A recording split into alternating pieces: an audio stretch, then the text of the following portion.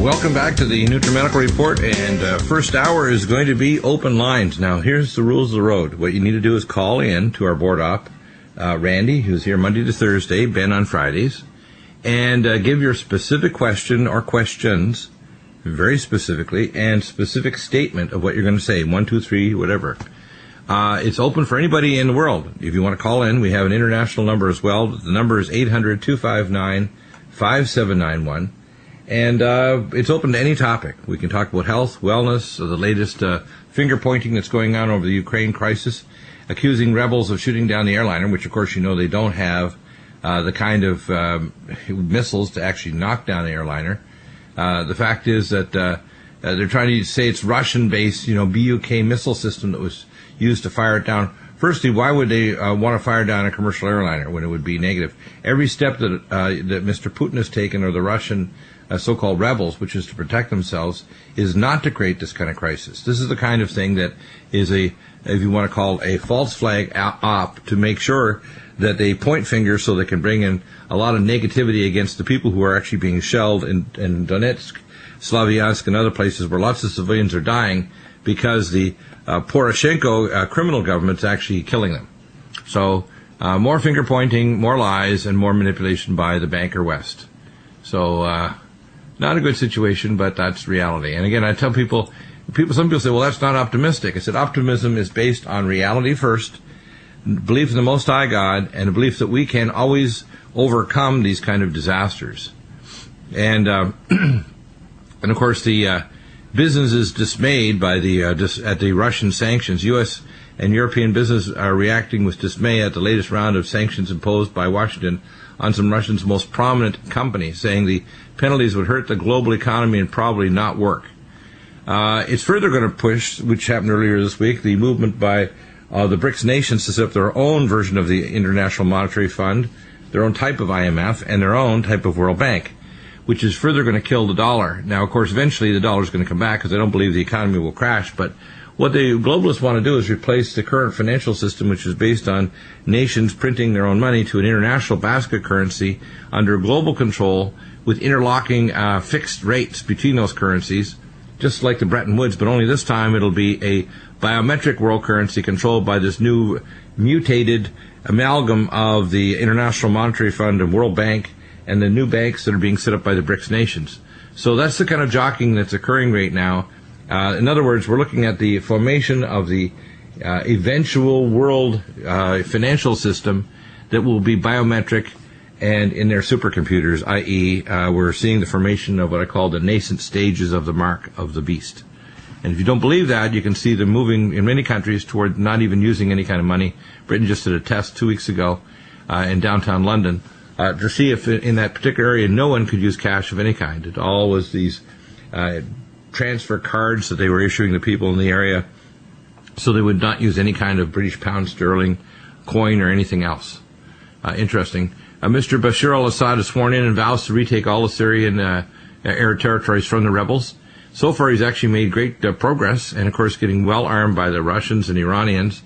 It's this report we had a few weeks ago that there was a break between the alliance between Iran and Syria is foolishness. In fact, it's actually strengthened now that Mr. Maliki, who used to be our ally, who's Shiite, is now allying himself with the Shiites not only in Iran, but the Alawites, or Shiite version, in Syria. So this is a Sunni versus Shiite, and as Avi Lipkin stated yesterday, the West has allied itself with the Sunnis of Saudi Arabia and Qatar, and the Russians have allied themselves with the Shiites of many of the republics around north of Iran, which make up a good portion of their own army, by the way, and the Shiites of Syria, a lot of Iraq, and of course what that also means is a good part of the territory of Iraq is going to probably be annexed by Iran. Over 20 million of the 26 million people, this is before the Iran-Iraq war, were Shiite, and mostly in the oil-rich areas of the north and the east part of Iraq. So what's going to probably come out of this is a Balkanization, and most likely Iran will take a huge chunk of Iraq as well. You're going to see the Kurds take north. They took Kirkuk just a week ago. It's extremely likely that oil-rich area has now supported their military the Kurds are going to eventually form their own Kurdistan nation and eventually take a large chunk of eastern Turkey, which is 95% of the population are Kurdish. They're not Turkic, they're Kurdish.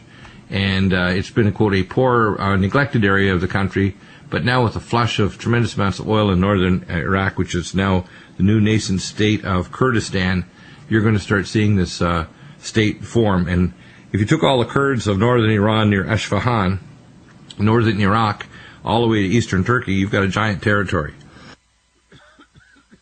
It also historically is an interesting thing that the Kurds married through the ancient tribes of the Naimi tribe, the leaders, the heads of the Cohens, back in 2,800 years ago after the Medo-Persian Empire conquered the Hebrews of the north, the 10 tribes. And it turns out that the Cohens who returned to serve in the temple were actually if you want to call it Kurdish and Hebrew Kohenic or Aaronic lineage. In fact, that's the lineage on my mother's side, so they are Kurdish, Hebrew, Aaronic descendants that settled in the mountains around Beirut, and which is in the northern territory of the land of the Cohens, and so there's an interesting alliance there with the ancient Hebrews. That's part of the reason why they get along so well with Christians, and is because the ancient Hebrews is because the Kurds are actually very closely allied with them. And by the way, they're not Arabs, neither are the Iranians. They are Caucasians, and people should understand that there's a completely different culture there as well. Although they've been relatively poor, they've been persecuted over the many centuries. Israel's Iron Dome is not all it's cracked up to be. A U.S. Senate Defense Subcommittee has voted to double funding for Israel's Iron Dome missile system. The Pentagon originally requested $175 million for Iron Dome, but now with the new bill passes, Israel will receive more than $350 million. If all of the missiles that are housed in Hezbollah and Syria and Iran are fired, and there's 200,000 plus, there's absolutely no way that even more than 10% of those missiles will actually be struck by an anti-missile system, which means it can be easily overrun. And also some of these missiles, if you strike them, you're going to release a fuel air bomb or biological or chemical weapon. So hitting them actually causes more disaster, especially if it hits it over a populated area. So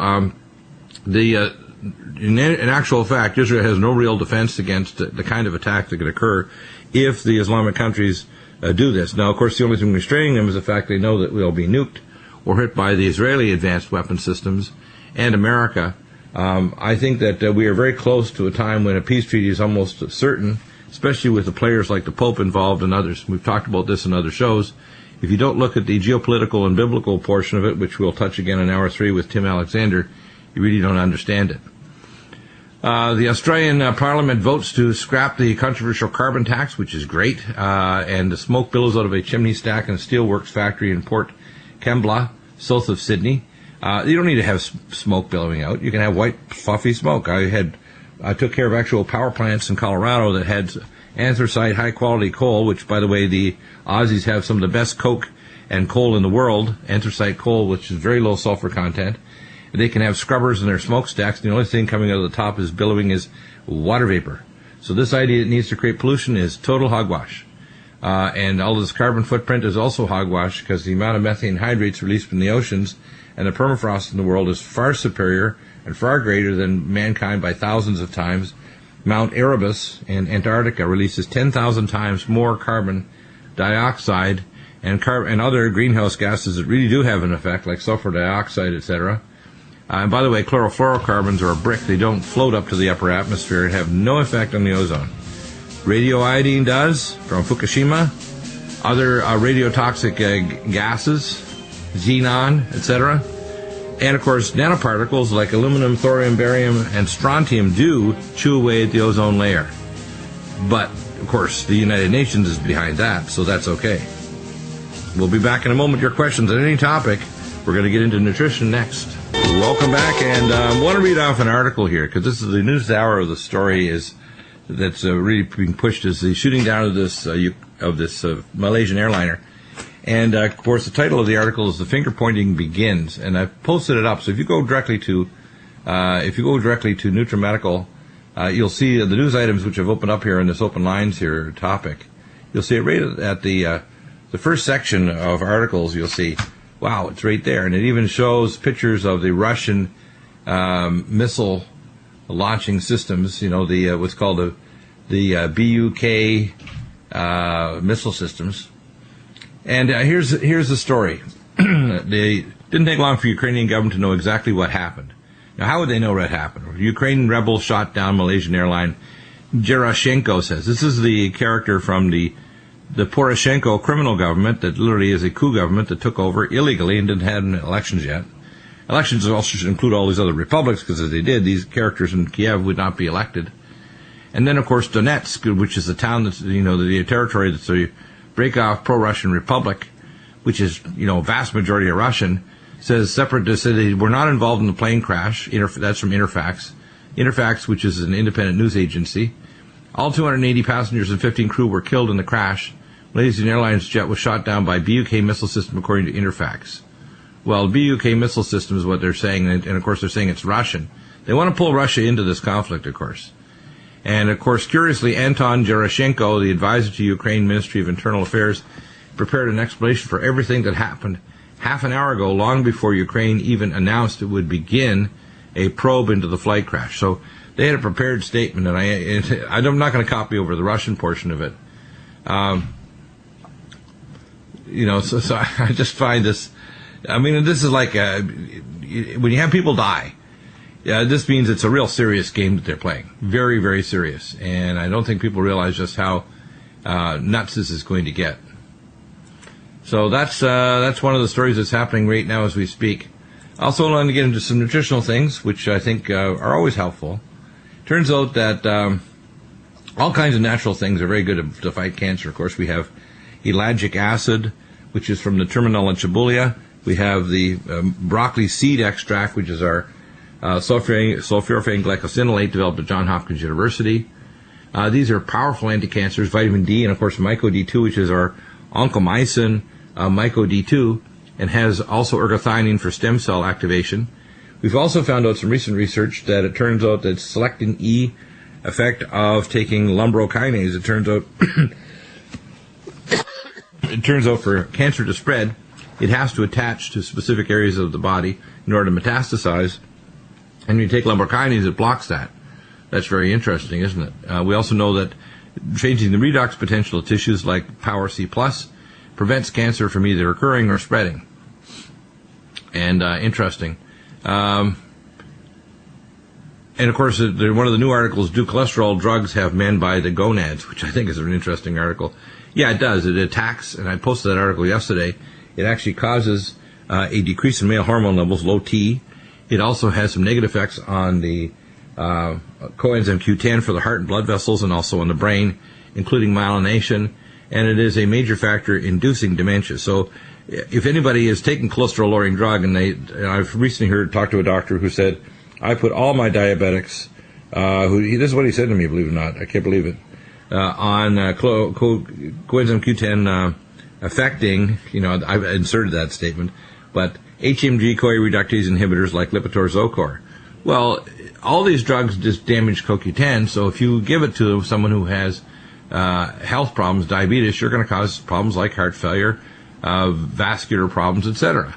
And these doctors should know better. It's in the published literature. It's not something that's often la-la land or speculation. It's something that's straightforward science. So I think a lot of the physicians are just plain ignorant. That's what people should understand. They're just plain ignorant. You need to fire those doctors. You need to get a doctor that is with it and really understands what's going on and why things are a certain way. I want to talk about, too, some of the consultations I've recently completed. And if you have questions on any unusual consultations, one of the things we've talked about recently are things like Lyme disease. We talk about colitis, things like that. We talk about all kinds of illnesses. And we don't ever talk about the word cure. We talk about the word getting into remission, getting rid of pathogens, restoring your blood work to normal. For example, hepatitis C, hepatitis B, herpes zoster. If you don't want an outbreak of zoster, don't get the vaccine. Start taking Alamax Silver 100 Nutridyne every day, Immunomax or NutriImmune capsules, which is, by the way, also an ageless. And the reason is you're going to kill off the virus when you take things like NutriDefense. because it destroys the capsule of all RNA and DNA viral capsid.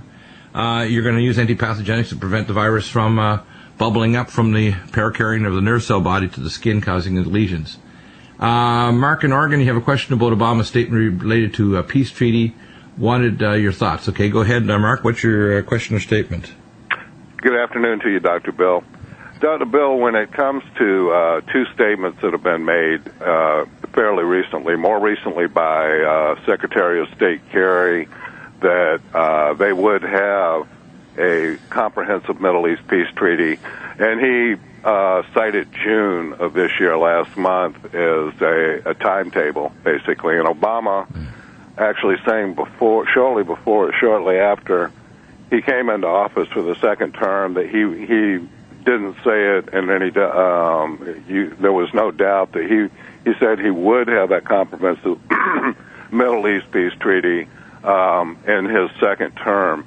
And what we're seeing now between Palestine and Israel is shaping up that Israel actually has arranged all this to happen, basically, perhaps even, having something to do with the death of the three young Israelis, I believe it was, who... the report I have from my sources, including Barry Chamish, is that ISIS, which is the organization we support, remember now, ISIS is like Al-Qaeda, which is a branch of the CIA.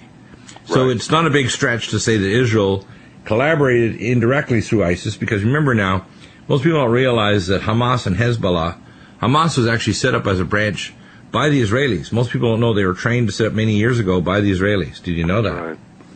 Were you aware of Hamas being set up by Israel? Yes, now, I am. Hamas's charter is against Israel, but you see, they use this dialectic to turn the Gaza Strip into an open-air prison. That's right. Years ago, they had Israeli Jews and Christians that lived side by side with the Palestinians there, and they got along fine. And the Jews and Christians didn't want to leave their homes, but they were actually forced by the Israeli government to leave the Gaza Strip, which is a beautiful coastal area, and they turned it into open-air prison. They've kind of penned off the people, and of course, they don't prevent the guns from coming in and the weapons and rocket parts, which come in from Iran and elsewhere, so that we have a black market in terms of commerce there. It's got millions of people all caught in this open-air prison. Rather than relocating them to Jordan or other areas, we're not talking about partitioning the state. Move them to Jordan is what my viewpoint is. Move them to Jordan, give them proper land, give them money if you need to, so they can establish themselves and their businesses. Treat them like human beings, just like Obama allowed the 72-hour visas with the Mexican government so that babies would die and end up floating across the Rio Grande River. Back to the Nutrimedical report. By the way, here's the procedure. It's your radio show. I want to give you an idea how far the reach of the show is. We pay 4 figures plus per month just to put the radio show on Genesis Network, on KU-band satellite, on Dish Network, et cetera, all around the world, including radio stations. And we want you to know we do that because we're seeding back what God gave us so that we can get the word out. So when you call in, basically, you have a free access to make a statement to the whole world. And we have millions of audience that listen to the program now, all around the world. We have people, we not only ship product everywhere, but we get questions from people in Auckland, New Zealand, South Africa, China, Russia. We're broadcasting now Dish Network, all 3 hours of the program across Britain, Europe, North Africa, the Middle East, China, and Russia, which, by the way, also includes all of these Islamic republics, including Azerbaijan, Tajikistan, etc. So any of them that are speaking in English, they're going to hear our analysis. Even if they don't agree with us, what I tell people to do is don't believe anything we say, ask better questions. Research it, and you see, God doesn't ever ask you to be brainless when he wants you to enter. That's why someone like Mark Biltz, who's used his intellect to look at the times and seasons, to look at the calendars, to look at everything. When I was given supernaturally the specific dates and they had to be tied to Hebrew feast days, he basically says, God is above all things. He's before, there's no past, present, and future to God. The distant future is like to God right now. And what we have to understand is as long as we have God on our side, who can defeat us? I mean, we're always going to be an overcomer, even in death. So that's what we have to understand. And when we start looking at the analysis of things, you have to see beyond, because, for example, in almost every religion, there's high-level Masons. There's more high-level Masons in Islam than there is in all other religions put together. That's a big problem. We know that Obama is a 32nd degree Mason. He's also a Muslim, basically right through to 11 years of age. He's studied in a Malaysian madrasa, Indonesian madrasa, so he is basically a Mason who is now a globalist, and of course they believe in a super religion, which means it doesn't matter what holy book you believe in, as long as you believe in one, because they believe that their God, which is a supra, if you want to call God, and their version of it is Yabalan, which is Yahweh, the creator God, Baal, the fertility god, and Osiris, the god of the underworld, so they worship Satan. By any other name, and there's thousands of names given out there for the dark one, the evil one, the intelligent, dark intelligence. That's what I call Lucifer, because he's a loser. The greatest loser of the universe is one coming against the all-knowing, all-seeing, and all-powerful one, the creator God. Pretty stupid. So, what we're dealing with right now is the end of an age where mankind, and I've said this yesterday when we had Carl Gallups on the program, the original sin was not taking a piece of fruit. It's deciding for ourselves what is good or evil. That's the knowledge of the tree of good, of the fruit of good and evil. When we consult God, He usually will tell us in dreams, visions, or circumstances what is good or evil. And if you're really ready to discern and receive from God, He'll give you an answer, whether it's a medical wellness protocol, I get supernatural help. And I always ask for God to give me a way of validating it, whether it's advanced testing, technology like the QRMA and the bioplasma NLS, functional medicine testing, imaging studies, or whatever. So the level at which I'm providing free, and by the way, we don't take insurance, it's free. There's no clinic here. You can come and call me or email until I get totally swamped, when I'm going to try to train as many doctors and patients. And then, of course, I'm putting up my books that'll be coming out of the series for functional medicine books that'll be really, quantum functional medicine. People will learn a level of way of approaching things, just like I'm trying to teach people to approach the simple process of starting to develop a relationship with God. And it's easy to validate, like I mentioned yesterday also with Carl Gallups. Start giving your sins and sicknesses. Start giving your offenses that you've done or people have done to you. Start giving your generational curses over to God. When you search your spirit to see if they're still there and they're gone, you realize you didn't do it. God did.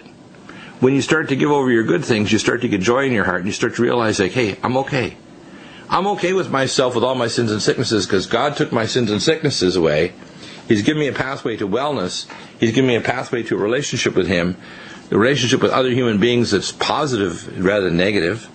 For example, we need to love the Muslims that have been lost. That's why Jesus is visiting them and physically trying to bring some faith to these people before a nuclear war starts, where many of them are going to die. Because if the Israelis and Americans and so on, and everybody gets really going at this, the first people to die will be the ancient Hebrews. Now, many of them are Muslims. They'll be the first to die, because that's Satan's plan. Make sure he wipes out God's people.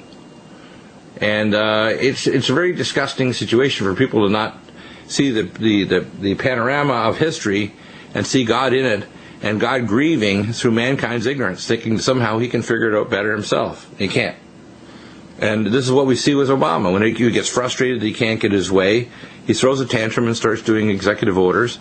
And of course, it's the same as the bankers behind him that decide that they can run a better world, a satanic world, a world where they're in total control, where the people like the NSA want to have total surveillance of your phone calls. Thank God the Supreme Court threw that out. But do you think it's going to stop the NSA from spying on you? Of course not. I know, I work with these guys. They'll have one layer. They'll tell you absolutely no, don't worry, your phones are secure, and everybody will go back to sleep, and they'll think everything's fine. It's just believe. So they're just feeding people, as they have said themselves, what they want. In that sense, well, they want, in other words, to be comfortable. Well, let me give you a dialogue, okay? And I'm going to deal with a specific illness. Let's say we talk about the dialogue of the illness of Lyme disease. Now, I started doing research on mercury with Dr. Murray Veming. He called me up because he knew from one of his friends, Dr. Stajan Warnes, that I was a biochemist, and he wanted me to actually work out total body burden of mercury. And he was doing research, actually, he was working on his master's degree in dental pathology at the University of Calgary. So I pulled up all the literature I could in the world, went to the library, did all kinds of research, and we had a mercury sniff meter, and would measure in parts per million. We also had a microvolt meter to measure the tooth amalgam surface electrical current. And if you had a mercury silver amalgam in your mouth, you had a certain microvoltage after you chewed gum for a while. and we measure the number of parts per million of mercury after you chewed for 20 minutes. And then we'd also measure if you had a gold crown anywhere in your mouth, it dramatically increased or you had a root canal because it's got a perch, it would be cadmium. If you had 3 metals in your mouth, you're much more likely to have higher voltages. And of course, all these heavy metals impinge on your body. They interfere with CoQ10. They interfere with, cellular and energetic metabolism of mitochondria. I mean, it's not, rocket science to understand how simple this is in terms of the electron transport state and the action of the mitochondria. I mean, it's straightforward biochemistry. And I can't tell you how many dentists I had to argue with and embarrass into finally repenting of putting mercury in people's mouths. Even ones that were pulling mercury said they were still kind of, they put it in if they thought there was a specific reason. Now, the very awful hospital system I call VA, they still put mercury in our veterans' mouths. Why? Because it's cheap, because they can, because nobody's going to complain. Well, the same thing goes with virtually hundreds of health conditions. I remember recently talking to a doctor who said, don't read the black box warning on drugs. And he's talking to a doctor, that's been, I graduated in 77, that's 37 years ago, so I've been around. So why would you talk to a doctor who's been in practice or now retired? And by the way, I study a lot more, read more now than when I was in practice. And I read a lot then. Why would you say that to a doctor? It's because you want to hide something. I mean, medical legally, they have to even put it in their magazines or even their TV and radio commercials. The same thing with geopolitical things. When Obama put sanctions on Russia, he's really saying to the Russians, come to the table with the terms of the deal we want to offer you now. Because war is really just an option, an alternative to coming to the table and coming to some kind of deal. Whether it's the Treaty of Versailles, which is a bad deal for Germany, which caused World War II, or it's the deal that happened after World War II that allowed Germany to rebuild itself. But they were told, if you ever get a European Union, you guys got to shoulder the burden of the financial cost of it, which is why Germany is kind of shouldered into this mess, and now there's a big revolt in Germany to get out of the European Union because it's killing them. People need to start connecting the dots here and realizing when we hear about rocket attacks and downed commercial airliners and dead Malaysians, what really is going on, whether at the spiritual level, geopolitical level, the evil in men's hearts, the ignorance in people's minds, and the willingness to believe lies because they're afraid. Back in a moment, your questions, 800-259-5791. Welcome back to the Nutrimedical Report. Again, callers out there, don't be shy. I don't bite. Well, I do bite, actually, but I don't bite hard. I only bite those people or things that need to be bitten. And really the real issue is we ask an honest and true question. And we have to approach everything with humility. I mean, sometimes people think, well, I wake up and Deagle thinks he knows everything. No, I don't. In fact, I think the exact opposite. I think I know virtually nothing. But the little bit that I have received has gone through a filtering process and a prayer process where I hold to it, my relationship with God and the truth that I understand, because I know it's true. And things that create a cognitive dissonance, and I think very similar to my daughter, 21, Kelsey, with Down syndrome.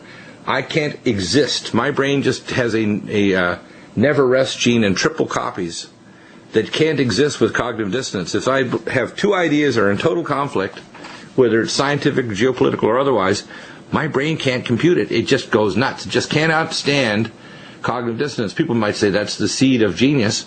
Well, maybe it is. Some people may call it crazy, but I can think on an idea for decades. For example, when I did my original research in diabetes with Dr. Otto Hewen and found diabetics of high insulin, because I raised this question, I went to the head of pathology because I eventually found out that he was doing research ordered by the province of Alberta because they thought somebody was an angel of death killing people with insulin injections for hyperosmolar non-ketotic coma, and this is in the 70s. So he had hundreds of data already with insulin glucose tolerance tests based on Dr. Kraft in the University of Chicago, who's a pathologist. I said, hey, let's go do this. I did hundreds of tests myself on my patients where I'd measure not only blood sugar, but blood insulin, cortisol, ACTH, T3, and reverse T3, where I brought the test from Germany, and TSH. And when I got all the data back, it's like, whoa, diabetics, I've averaged 3 to 5 times the insulin output, and these are type 2 diabetics.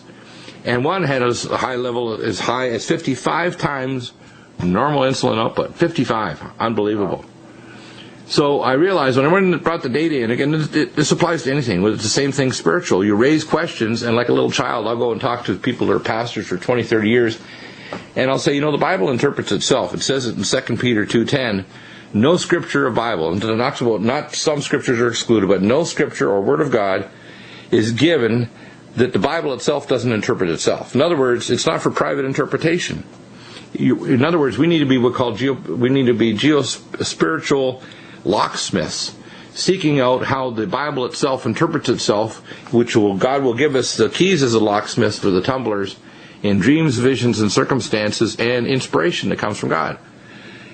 And once we have that, for example, one of the keys that I put in clay and iron is the key of the great earthquake. There's only one great earthquake, there's only one great war, not three different battles of the war of Gog and Magog and the Battle of Armageddon and so on. Even if there's a hiatus for a period of time of an artificial peace treaty, it's the same war. The war that's starting right now in the Middle East, even if there's a peace treaty that holds it back, like a hand holding it back for 3.5 years, it's still the Battle of Armageddon. It's just going to have different phases of it. And people need to understand that. The players are all even drawn right up now, right out of Ezekiel 38 and 39. When you start looking at the geopolitical and spiritual, and you look at the historical, you find out, oh my gosh, the two are saying the same thing. The two witnesses of your intellect and the Spirit of God through the Bible are saying the same thing. That's pretty profound. And the same thing goes with even the dietary prescriptions that talks about fasting that Daniel did, and the vegetable fast of soup. He talks about detoxification. I like the comments by Sherry Rogers, Detoxify or Die, who teaches in our academy. And I call them the, detoxify or fry. It's a better one. You're frying your DNA if you don't detoxify. You're frying it with radiotoxins, electrotoxins, heavy metals, genetically modified food. And of course, pineal gland calcification now is directly correlated on a CT scan with early dementia. So if you want to find out if somebody's going to get demented, look for particulate calcification of the basal nuclei of the brain, and in particular the pineal gland, which is literally the connection of the cord of living waters that connects your soul to your physical body. That's pretty profound, isn't it? Yes, it is. And it also goes right back to even research 1,000 years ago, when the anatomist 1,000 years ago, an early Christian anatomist, said the pineal gland would be the seat of the soul. I'm sure God gave him that inspiration to know that, but it's the only singular, not bicameral or divided part of the brain anatomy. But it actually is, and I was told this supernaturally, that it is the seat of the soul. So, the connection, if you want to call it the hyperspace, to the spiritual part of your non-physical part of who you are. What we have to start understanding is, if you don't understand the nature of the universe and what we are as beings, how can you possibly ever figure out why things are happening? Geopolitical. Why is your president doing schizophrenic things? Why is he making crazy statements? Why is he making weird alliances and changing them? First allying with the government we set up in Iraq, and now allying against him with ISIS. Why is he giving them weapons when they plan and have already made public statements to shoot down airliners with Stinger missiles? And who's to say that those Stinger missiles that didn't arrive a few weeks ago in Iraq didn't get over to their affiliates to shoot down that Malaysian airliner in eastern Ukraine, to pull in the Russians and say the Russians did it? Now, I can guarantee you that if the eastern Ukrainians wanted to do something really stupid, that would be the most stupid thing in the universe to do, is to shoot a commercial airliner for a foreign country over their airspace that they could identify was not a military jet or a missile. That's just not even logical. And for them to even put that out for us to try to believe is so obscene, and so showing us no respect whatsoever for the intellect of the public. It's an example of the globalists that don't care. The reason is they don't care because they have plans to bring a state of chaos, of economic destruction, war, pestilence, and total control, where a good part of the human race won't even exist a decade from now if they have their way. And I know that's really scary for people, but you see, those people who believe in our God is God, they're going to make it. They're going to be overcomers. Those people who think that Dr. Deagle is raving, or they Google my name and, oh my God, there's 1.5 million hits, that Deagle is crazy. Well, test my craziness. Ask us good questions. Check out the facts. Research your articles. 99.9% of the articles I quote, I just go to Google News, Yahoo News, Green Med Info. I go to the National Library of Medicine. I pull up stuff that's just published straight today. I don't need to dig for weird stuff or people's strange conspiracy theories. When people don't believe me, when I presented my data in 2007 at the Vancouver 9/11 conference, I got the U.S. Geological Survey data of the debris field in 9/11. I took their data, including the levels of tritium in Building 6, the other isotope present, the specific anomalies present when you have a nuclear bomb go off, including these micronukes like the Davy rocket bombs that we created in the 50s and later on gave that technology to the Israelis, which of course used it in 9/11 along with the Saudi Arabians, the arm of the so-called CIA, the crazy arm, which is why also that happened in Bali, India, that nuke going off in that bar. What people need to understand is it may seem bizarre to them because they may never move in those circles. They don't know the scientific technology. They don't understand it. They've never been in.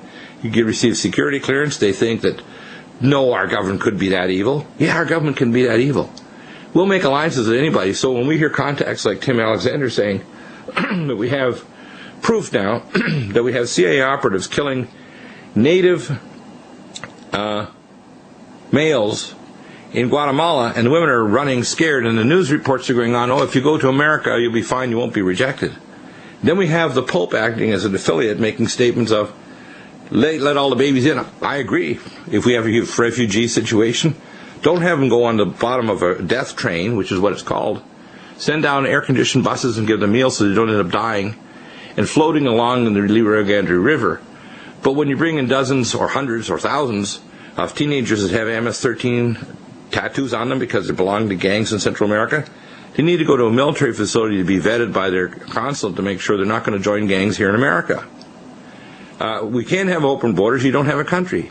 And I don't care how many new immigrants. I'm really not one of these people who says, oh, you can't have an extra 10 or 20 or 100 million people. Bring them on in and put them to work. Build NAWAPA. Build major projects to rebuild America's infrastructure. Our roads and everything are breaking down.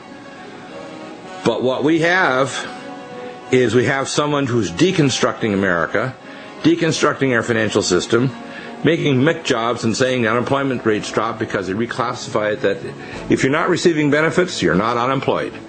So the real unemployment rate's 24%, not 6.7 like the Abominator says.